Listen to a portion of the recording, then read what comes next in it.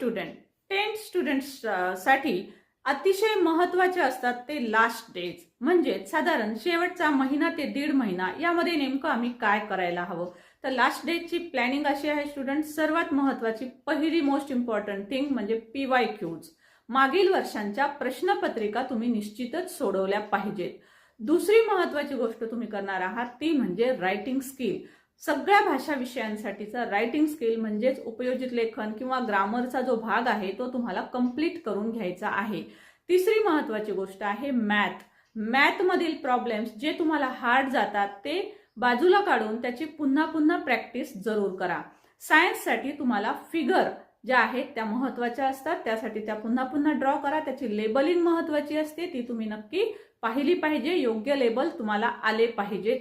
त्याचबरोबर सामाजिक शास्त्रासाठी तुम्हाला महत्त्वाचा म्हणजे शॉर्ट नोट्सचा अभ्यास करा. Thank you so